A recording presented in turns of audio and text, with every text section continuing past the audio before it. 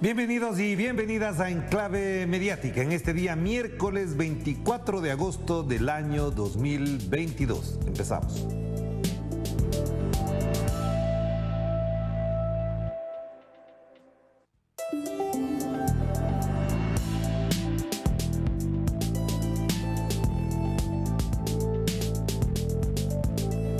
Iniciamos Enclave Mediática para conocer la actualidad que hace noticia en nuestro planeta. Aquí hacemos un análisis a la realidad que intentan reflejar los diarios, los portales, las redes sociales y también los diversos y variados canales de comunicación. Y empezamos con las portadas y esta del Universo de Guayaquil, que destaca un tema que parecería intrascendente en la vida política del país, porque el presidente de la República, la Asamblea están más preocupados de las pujas por el control del Consejo Nacional Electoral, el Consejo de Participación y sobre todo por el sistema judicial. Conseguir insulina se ha vuelto más complicado en las farmacias y distribuidoras de Guayaquil. Indican que no hay stock. Este insumo es vital para pacientes con diabetes. Pero como el presidente dijo que ya todo estaba arreglado, que la llamada externalización de las medicinas y de las farmacias estaba resuelto y que todo marchaba muy bien, pues ahí quedó. No ha pasado nada. El principal titular: el comercio reduce horas de atención por la creciente inseguridad. El miedo ciudadano a salir de sus casas ante una sucesión de ataques a bala y con explosivos en espacios públicos ha afectado los negocios en la ciudad de Guayaquil. Y en la parte inferior hay algo que podría pasar desapercibido: la llamada gasolina EcoPlus 89, mañana a la venta en $3.89. El lanzamiento será en una gasolinera en la vía Daule La Aurora. La pregunta es, con la famosa gasolina EcoPlus a $3.89, ¿cuál desaparece? ¿La super, que se quedó por los $5, o la extra, que después del paro nacional bajó a $2.55? ¿Cómo van a ser las gasolineras para tener 3 tipos de gasolinas, incluido el diésel, en sus reservas, en sus reservorios, en sus tanques? ¿Qué van a hacer? ¿Van a decir a los ciudadanos, a los usuarios, que no hay la extra y con lo cual tendrían que comprar la EcoPlus a $3.89, es decir, con $1.30 más de lo que se vende la extra? Entonces la jugada del gobierno es clave. Bajó los precios de los combustibles por el paro, pero incrementó a través de la creación de otra gasolina. Ahí veremos cómo reacciona la CONAIE y el Movimiento Popular y Social del Ecuador. Pues es lo que destaca el día de hoy El Universo. Y lo que fue una gran noticia el día de ayer y expectativa total en medios de comunicación internacionales: la aparición en público de Cristina Fernández de Kirchner para rebatir y aclarar varias de las imputaciones que le hacen los fiscales del Partido de la Justicia del señor Mauricio Macri. Este titular da cuenta de lo fundamental, o resume en esencia lo que dijo la vicepresidenta Cristina Fernández. Este no es un juicio a Cristina, es un juicio al peronismo, y añadió a los gobiernos nacionales y populares de América Latina en la práctica. La presentación de Cristina Kirchner tras los pedidos de penas en la causa Vialidad transformó a los acusadores en acusados. Desmontó el uso de la figura de José López, exhibiendo que, según la lógica de los fiscales, las sospechas deberían apuntar hacia el macrismo, y dejó clara la naturaleza política del juicio, destinado a disciplinar al conjunto de los dirigentes. Yo añadiría que además lo que mencionó ahí es: se la quiere encarcelar durante 12 años para impedir su participación política en las próximas elecciones el año 2023, porque efectivamente lo que buscan es anular la posibilidad que el progresismo, en la figura de Cristina Fernández en Argentina, siga en el poder, y por supuesto los privilegios de los sectores empresariales se mantengan, que usan la figura de asociación ilícita, la misma que utilizaron para condenar, por ejemplo, a Jorge Glass en el Ecuador, y la misma que están utilizando en estos momentos para castigar al presidente peruano Pedro Castillo. Es la misma figura en todas partes igual, lo cual ya demuestra que efectivamente hay una matriz con la cual se mueven los aparatos de justicia y los aparatos mediáticos para aniquilar la imagen de los líderes progresistas de América Latina. No duden ni tampoco se sorprendan que mañana al presidente Gustavo Petro le apliquen la misma medida. Así es. Y miren lo que mencionábamos a propósito de Perú. Ahí están, se mantienen en la lógica o resuelven la crisis o vamos a elecciones generales. ¿Una cita de quién? ¿Quién dice eso? ¿Un grupo pequeñito? ¿Gobernadores regionales? ¿Quién dijo eso? Pero la principal noticia que ayer fue en Perú está aquí abajo. La Fiscalía investiga la compra de 350 computadoras en la gestión de María Alba. ¿Quién es María Alba? La expresidenta del Congreso peruano que intentó por todos los medios posibles la conculcación de los derechos, la investigación, la investidura presidencial de Pedro Castillo. Ahí tienen ustedes. Eso no es titular principal, cuando en la práctica también es un hecho. Pero en cambio arriba lo que hacen es un comentario. A partir de un comentario, efectivamente, es el titular. En el costado derecho, la Fiscalía plantea la pena de 23 años de cárcel para Jennifer Paredes, que es la pariente del presidente Pedro Castillo. Ahí está. Vámonos ahora hasta Bolivia. La situación es completamente distinta. Ahí se ve las organizaciones cierran filas en defensa de la gestión de Lucho Arce Catacora, presidente de Bolivia. La movilización busca frenar los intentos de desestabilización contra el gobierno nacional. Como lo habíamos mencionado el día de ayer, hubo una manifestación contundente, una marcha grande a favor y en respaldo a las principales autoridades de Bolivia. Más de 30 sectores sociales protagonizarán la marcha, que también se dará el día de hoy, otra marcha. Y ahí la fotografía que titula con el siguiente mensaje: Poncho Rojo reafirma su respaldo a Arce y Choquehuanca. Ahí se ve las imágenes del presidente Luis Arce y del vicepresidente David Choquehuanca. Esto es lo que ocurre en Bolivia, el movimiento social muy activo, muy firme y cerrando filas, como dice el titular, alrededor del gobierno de Bolivia. En cambio, en Uruguay, para hacer el repaso de América Latina, la Diaria de Uruguay da cuenta de las marchas y paros por los conflictos en la educación, además de otros temas que se han puesto en la agenda política de todos los días. Trabajadores y estudiantes apoyaron las movilizaciones de formación docente y reclamaron más presupuesto, así como la postergación de la propuesta de la reforma de la NEP a fin de negociarla. En Uruguay gobierna ¿quién? El señor Lacalle Pou, de orientación neoliberal, que efectivamente ya sabemos cuáles son las condiciones en las que se plantan los gobiernos frente a sus pueblos y ciudadanía en los temas de orden social. Y ahí se ve la imagen que la destaca el diario uruguayo La Diaria. En cambio, en México, para irnos más al norte, López Obrador, el presidente mexicano, crea por decreto la empresa Litio MX. Encabezará la CENER, es decir, el manejo del organismo descentralizado. Las estimaciones señalan que en 18 estados existe este mineral estratégico. Se iniciaron las consultas en el TECMEC sobre el diferendo energético y el nivel histórico en la captación de inversión foránea, subraya el Ejecutivo. ¿Qué hará esta firma? Se encargará de explotar el petróleo del futuro, como le llaman al litio, que también, por supuesto, con Bolivia serían los dos países latinoamericanos con el mayor potencial para el desarrollo de la explotación de este mineral. Y miren una cosa interesante, llaman la atención, por supuesto, si la pueden apreciar ahí, no sé si la amplío un poco más para que se aprecie de mejor manera. La sequía deja al descubierto en Texas huellas de dinosaurios.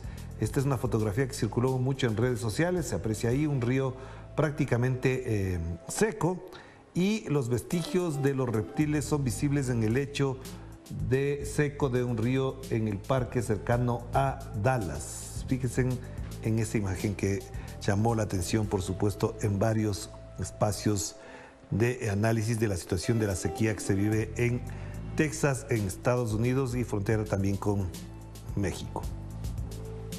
Pasamos entonces a últimas noticias de Caracas en este miércoles 24 de agosto del año 2022. Una noticia importante, esto sí no se destaca en ningún medio de comunicación, no es la noticia más importante. El crecimiento económico marcó récord en Venezuela.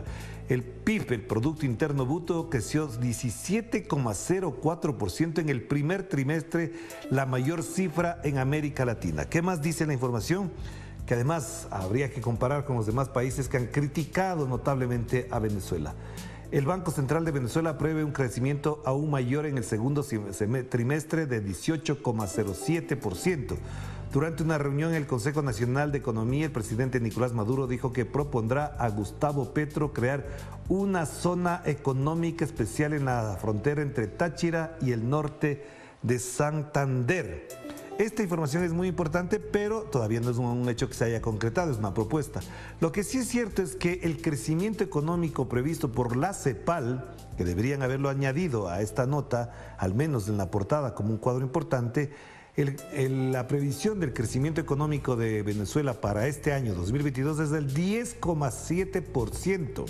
Mientras que países con regímenes neoliberales, petroleros, que se jactan de ser los mejores del mundo porque tienen libertades y demás, como el de Ecuador, el del señor Guillermo Lasso, apenas crecerá el 2,7% en una revisión que hizo la CEPAL. Otro país que crece notablemente es Bolivia. ¿Quiénes gobiernan en Bolivia y en Venezuela? Pues movimientos políticos y líderes políticos del progresismo. Mientras que en Ecuador, por mencionar nada más, uno de los casos, ni qué decirlo de Uruguay, obviamente el crecimiento será mucho más bajo. Bolivia, con todas las dificultades y con todos los problemas, tiene un crecimiento que supera el 3,5%, creo que se acerca al 4%, si no me equivoco, y Venezuela estaría en el 10%. Y en el costado izquierdo de la portada también el candidato presidencial y expresidente de Brasil, Luis Ignacio Lula da Silva, exige a Europa y Estados Unidos que respeten a Venezuela. El candidato favorito aseguró que de ganar las elecciones, él restablecerá el acercamiento con Venezuela bajo un ambiente cordial. Así es. Pasamos a La Vanguardia porque este es otro tema de análisis y de enfoque en los medios internacionales, hablando de la geopolítica internacional, una fotografía de un niño montado en un tanque, lo cual no ayuda tampoco a entender evidentemente bien de qué manera se construye en la pedagogía política la ciudadanía cuando se pone a un niño en un tanque de guerra. La invasión a Ucrania, dice La Vanguardia, cumple 6 meses sin perspectivas de desenlace y justamente el día de hoy es un aniversario de la llamada independencia de Ucrania. Por supuesto, la consecuencia de todo lo que se ve en la parte superior se puede observar y se puede apreciar en el titular inferior o central de La Vanguardia. El desplome del euro frente al dólar arroja dudas sobre Europa. La situación económica de Alemania, las próximas elecciones en Italia y el precio del gas lastran la moneda común de la Unión Europea. ¿Y por qué? Porque se metieron en un asunto que no les compete. Obviamente, toda Europa, toda la OTAN y Estados Unidos contra Rusia y no han logrado doblegarla en 6 meses. Y por el contrario, lo que se sabe, lo que se ve, lo que se aprecia, según las cifras, según incluso las apreciaciones políticas más acertadas en este tema, da cuenta de que efectivamente Ucrania se hunde cada día más y con ello va arrastrando a toda Europa. Así es. Y en el costado derecho, algo que será noticia en los próximos días o desde el día de hoy prácticamente, Pedro Sánchez inicia su visita a una Latinoamérica en pleno viraje a la izquierda, dice el titular de La Vanguardia. Qué interesante que al menos ahí se destaque en ese sentido la visita de Pedro Sánchez, que estará en Colombia y en Ecuador por lo pronto, es lo que se sabe inmediatamente. Pasamos a los portales informativos, empezamos por Telesur. Presidente de Colombia convoca a los sindicatos y a los empresarios a concertar una reforma laboral. Petro agregó que además de la reforma laboral, el objetivo es crear un estatuto del trabajo que dignifique al pueblo trabajador. Ya tiene 2 propuestas concretas que pueden generar no solamente debate, reflexión y discusión pública, sino también un proceso político más interesante del que ha vivido desde su asunción al cargo el 7 de agosto. ¿Cuál es ese? La reforma laboral, la una, y también la reforma tributaria, que esta noche conversaremos también con la senadora Isabel Zuleta. Estaremos conversando este tema en clave política. En el costado derecho, más información de la que ya hemos comentado, por supuesto. El presidente de México crea la empresa para la actividad de litio. Venezuela exhibe el mayor crecimiento económico de Latinoamérica y condenan la persecución judicial contra la vicepresidenta argentina Cristina Fernández de Kirchner. Ahí se mantiene la información. En Nodal también, líderes de la región y del mundo respaldan a Cristina Fernández y denuncian el lawfare en Argentina. Eso hay que sostenerlo, por supuesto que sí. Y acá, lo de Paraguay. El vicepresidente Hugo Velázquez será investigado por la Fiscalía por presunto intento de soborno. Esta situación se va complicando cada día más para el señor vicepresidente como para su presidente, el señor Abdo Benítez. Ahí lo tienen. Vamos cerrando. Telam también destaca en su titular una frase de Cristina cuando se dirigía al pueblo de su país. Nada de lo que dijeron los fiscales fue probado. Es muy interesante repetirse partes importantes de los señalamientos que hizo, de los documentos que exhibió, de los chats que se cruzaban algunos dirigentes políticos del macrismo con jueces, con fiscales para acusarla. Eso, por ejemplo, los medios de comunicación tradicionales del mundo corporativo de Argentina no lo han destacado y por el contrario se han hecho eco de las difamaciones y además señalamientos de asesinatos, de que se instale la pena de muerte contra Cristina, etcétera, etcétera, etcétera. Ahí tienen ustedes. F también destaca esto, que bueno que lo destaque, no aparece por suerte en la portada de Agencia F la foto del señor Joe Biden. Cristina Fernández se defiende y advierte que el juicio es al peronismo, lo mencionamos ya, esto ya se ha destacado. En el costado derecho también la Fiscalía abre una causa penal al vicepresidente de Paraguay y lo que mencionábamos, la CEPAL sube la previsión para América Latina, pero alerta de un escenario muy complejo para todo el continente. Hispan TV en su portal principal el día de hoy destaca la imagen y la frase del presidente mexicano que tacha de injerencista la política exterior de Estados Unidos. Criticó a este país por seguir financiando a una ONG en el país azteca en el marco de una política exterior que tildó de injerencista. Pues si esto lo menciona él, imagínense con México, ya se podrán ustedes no solamente elucubrar, sino analizar lo que pasa con países más pequeños de la región, países centroamericanos donde las ONGs, la embajada estadounidense, prácticamente defiende la política pública de muchos de los países. En Ecuador, por ejemplo, la embajada de Estados Unidos prácticamente nombra al ministro del Interior, con su consentimiento se puede nombrar incluso a los generales de la policía, así que esto que menciona Andrés Manuel López Obrador no sorprende, pero sí hay que denunciarlo permanentemente. Y la imagen del ministro de Defensa de Rusia, Sergei Shoigu, que plantea en el titular, revela el objetivo principal de Estados Unidos en Ucrania. Unas declaraciones que se destacan ahora en el portal de Sputnik. Sergei Shoigu es uno de los líderes políticos y militares de Rusia, uno de los más destacados, si no me equivoco, es ministro de la Defensa rusa desde el año 2012. Seguramente esa es la cifra que tengo en la mente de lo que él se instaló como ministro de Defensa y ha mantenido, por supuesto, la estrategia de combate en Ucrania. Con más información, por supuesto, la de última hora, hace pocos minutos nada más, se incendió un centro comercial en Donetsk tras un bombardeo de las fuerzas ucranianas. Ahora, los objetivos militares de Ucrania no son zonas militares ni de combate, sino centros comerciales y edificios con población civil. Hagamos la pausa, ya volvemos.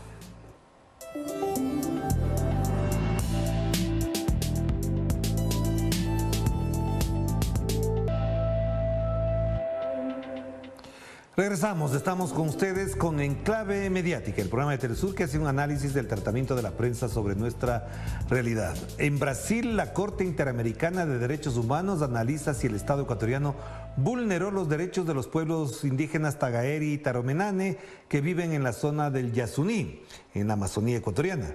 Luego de escuchar a todas las partes involucradas, la Corte emitirá una sentencia en los próximos meses. En este contexto, escuchemos lo que dijo en esa instancia el presidente de la Confederación de Nacionalidades Indígenas del Ecuador, el ingeniero Leonidas Issa. Adelante. Doy la palabra a Leonidas Issa, presidente de las Nacionalidades y Pueblos del Ecuador. Ayichishi Tukuya Mashi Panicuna, señores jueces y juezas, somos autoridades de los pueblos y nacionalidades indígenas del Ecuador Conalle, que cuidamos nuestros territorios de manera integral para la reproducción de la vida, los derechos colectivos, los derechos de la madre naturaleza, no solo en beneficio de los pueblos indígenas, sino para toda la humanidad. los territorios de los pueblos indígenas en general, con las políticas del Estado, estamos permanentemente amenazados, saqueados y despojados por las actividades petroleras y mineras. Esto nos obligó a organizarnos y hacer uso del decreto del derecho a la resistencia en junio del 2022, manifestación que derogó el decreto 95 que duplicaba la producción petrolera, porque defendemos los territorios libres de extractivismo, la armonía de la vida y el summa causa. La actividad petrolera destruye la Amazonía, no debe estar sobre la vida de nuestros hermanos en aislamiento. Ellos necesitan de su territorio de manera integral para que su cultura, su espiritualidad sigan existiendo. Ellos son guardianes de los bosques, los cuidan y los protegen. Si ellos mueren o son obligados a salir por la fuerza de su selva, el equilibrio que sostiene la vida en el Yasuní se romperá y la humanidad perderá el lugar más biodiverso del mundo. Si no actuamos a tiempo, las acciones u omisiones estatales pueden provocar un inminente exterminio. Por eso, pedimos que la Corte Interamericana dicte una sentencia a favor de los pueblos en aislamiento, se detenga la presión petrolera en su territorio, se garantice su autodeterminación. El Estado debe respetar la vida y los derechos de los Tagaeri y Taromenani. Los pueblos indígenas del mundo somos hermanos y estamos llamados a defender su integridad como principio de vida. Finalmente, señores jueces de la Corte Interamericana, invitamos que visiten el territorio Guarani en Ecuador, para lo cual brindaremos toda la colaboración necesaria. Muchas gracias, Yupaychani. Y como ya lo mencionábamos, en Venezuela, de acuerdo con informes del Banco Central de ese país, se registró un crecimiento económico del 17,04% en el primer trimestre del año 2022, siendo esta la cifra más alta en América Latina. El balance fue presentado por el presidente de la entidad, Calixto Ortega, durante una reunión con el Consejo Nacional de Economía Productiva, encabezado por el presidente Nicolás Maduro. Ortega señaló además que para el segundo trimestre del año en curso se prevé un aumento de la economía venezolana de 18,07% solo en el sector privado no petrolero. Escuchemos. Respecto al primer trimestre del 2022, el crecimiento con respecto al primer trimestre del 2021 fue de 17,04%. Este es el crecimiento más alto en la región latinoamericana. Y tenemos ya un estimado del segundo trimestre del 2022. Nosotros trabajamos con los ministros, estamos esperando cierta información estadística del sector público, pero el primer estimado que tenemos del sector privado nos está dando un valor de 18,7% de crecimiento. Y en tal sentido, el presidente venezolano Nicolás Maduro ratificó que el crecimiento de su país durante el periodo de recuperación económica es el más alto en la región. Escuchemos. Buenas noticias. Crecimiento récord en la región. Un crecimiento de la economía real. Que ahí está. Ya Venezuela tiene 4 trimestres continuos de crecimiento de 2 dígitos. ¿Ah? ¿Producto de qué? Del trabajo nacional, del esfuerzo nacional, de la unión, de la articulación nacional. Y en Brasil, la Policía Federal realizó este martes un operativo de búsqueda y aprehensión contra un grupo de empresarios bolsonaristas quienes defenderían un golpe de Estado si Lula da Silva es elegido presidente. El Supremo Tribunal Electoral emitió una orden de cateo y aprehensión contra los integrantes de un grupo de WhatsApp por incitar al golpe de Estado ante un eventual triunfo electoral del candidato por el Partido de los Trabajadores, Luis Ignacio Lula da Silva, en los comicios generales del próximo mes de octubre. Los imputados compartían mensajes amenazando la democracia e institucionalidad del país. Cabe mencionar que el fiscal general de la República, Augusto Aras, participaba en estas conversaciones, las cuales quedaron registradas en los teléfonos incautados durante los procedimientos. Y este martes, familiares y allegados del periodista mexicano Freddy Román, asesinado a tiros el lunes, les pidieron sus restos en el estado de Guerrero. Román fue asesinado poco después de publicar una investigación sobre la desaparición de los 43 estudiantes de Ayotzinapa. El periodista realizó una larga publicación en Facebook titulada Crimen de Estado sin acusar al jefe, en la que menciona una supuesta reunión entre 4 funcionarios al momento de la desaparición de los estudiantes, incluido el ex fiscal general Jesús Murillo Caram. Sin embargo, aún no está comprobado si la reciente publicación sobre el caso Ayotzinapa jugó un papel en su muerte. Al menos 12 periodistas han sido asesinados en lo que va del año en México.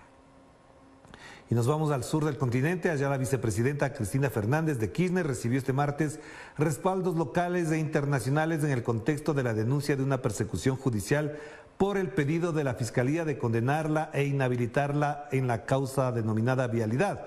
Masivas movilizaciones acompañaron a la lideresa de Argentina, tanto en su domicilio como en el Senado, desde donde realizó su descargo. Juan Carlos Bartolota nos cuenta lo que observó en torno a esto desde Buenos Aires. Adelante, Juan Carlos. Fue la posición del tribunal para negarle una ampliación declaratoria lo que generó la decisión de Cristina Fernández de Kirchner de hacer su descargo desde su despacho en el Senado a través de las redes sociales. Allí también fue acompañada por cientos de manifestantes, sumada a los apoyos institucionales del Frente de Todos. Nosotros tenemos muy claro qué es lo que está en juego hoy en la Argentina, independientemente de cualquier valoración sectorial que pueda haber respecto al tema. El Frente de Todos está absolutamente unido alrededor de la defensa de Cristina Fernández de Kirchner, ¿no? Y lo dejamos en claro, ¿no? Los partidos políticos, los bloques parlamentarios, el movimiento obrero, las organizaciones sociales, los gobernadores de provincia, los intendentes de toda la Argentina, por nombrarte solamente algunos. Asimismo, el presidente de los diputados oficialistas describió la situación judicial de Cristina Fernández. Cristina dejó claramente especificado 4 elementos para mí fundamentales. 1, todas las arbitrariedades llevadas adelante por la justicia en su contra. 2, que el lawfare no solamente es para culpabilizarla a Cristina, sino que es básicamente para proteger los intereses económicos de otros sectores más vinculados a Juntos por el Cambio y que no tienen nada que ver con el Frente de Todos. En tercer lugar, además de todo eso, que no es contra ella, en realidad es contra cualquiera que intente llevar adelante una política con autonomía respecto a los intereses corporativos. Y 4, me parece que ante la carencia de pruebas recurrieron a la figura, al tipo penal de la asociación ilícita para tratar de atar lo que no se ata. Quienes no estuvieron ausentes fueron los seguidores del Frente de Todos, partido de gobierno, quienes acompañaron con muestras de afecto y solidaridad a Cristina Fernández. Sí, creo que es una responsabilidad histórica que tenemos los pibes y las pibas. Yo en mi caso tengo 19 años y lo viví, Cristina nos dio la escuela pública, nos dio la universidad, nos dio las computadoras. Creo que es nuestra responsabilidad acompañarla, más que nunca. Yo creo que es admirable. Prácticamente se hizo sola la defensa porque tenía todo y tenía documentos y bueno, y la verdad que con muchísima emoción vi gente llorar, bueno, todos nos emocionamos con Cristina. No creo que tenga nada de qué arrepentirse, yo tampoco. O sea, esperemos de nuevo los necios estos que no repitan hechos del pasado porque, como diría Perón, va a tronar el escarmiento. Porque gaucho no es una forma de vestir, sino una forma de vivir. Y esta la siento como mía, como la siento de allá de los compañeros del llano, de los llaneros venezolanos. ¿Y a Cristina la sentís como propia? ¿A Cristina? Cristina la tengo acá junto con Evita y Perón y Néstor. Que son mis guías. Por eso la vengo a defender. Durante 1 hora 40 minutos la vicepresidenta Cristina Fernández de Kirchner dedicó a rebatir aspectos de la causa donde los fiscales Luciana y Mola han pedido una pena de 12 años de prisión e inhabilitación a perpetuidad para ocupar cargos públicos contra la vicepresidenta. En este alegato también Cristina denunció aspectos desconocidos en la causa y que involucra también a allegados y exfuncionarios del expresidente Mauricio Macri. Juan Carlos Bartolota, Telesur, Argentina. Hasta aquí llegamos. No se olvide esta noche de sintonizar con nosotros el programa En Clave Política. Estaremos con Isabel Zuleta conversando sobre la paz en Colombia. Volveremos mañana también aquí en Enclave Mediática. Chao, chao.